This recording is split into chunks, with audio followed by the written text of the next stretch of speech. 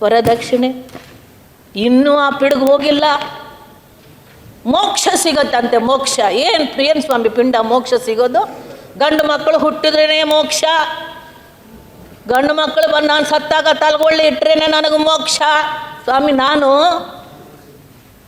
8 ತಿಂಗಳಿಗೆ ನನಗೆ ತಂದೆ ತಾಯಿ ಇಲ್ಲ, 8 ತಿಂಗಳ ಮಗುಗೆ ನನಗೆ ತಂದೆ ತಾಯಿ ಇಲ್ಲ.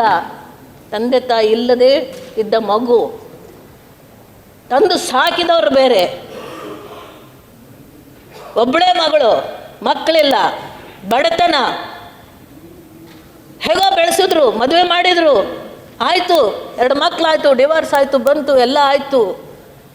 ನನ್ನ ತಂದೆ ತಾಯಿನ ಮಣ್ಣಿಗೆ ಹಾಕ್ದವಳು ನಾನು ಸ್ವಾಮಿ.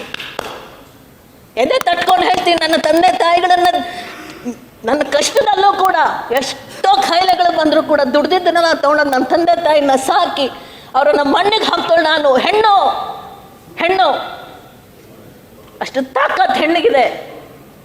ಅಂಥ ತಾಕತ್ತಿರೋ ಹೆಣ್ಣು ಮಕ್ಕಳನ್ನು ಕೊಲೆ ಮಾಡ್ತಾರೆ ಅಂತ ಹೇಳಿದ್ರೆ ಯಾವ್ಯಾವುದೋ ಸಾಮಾಜಿಕ ಕಾರಣಗಳು ನಮಗೆ ಬೇಕಾಗಿಲ್ಲ. We don't want.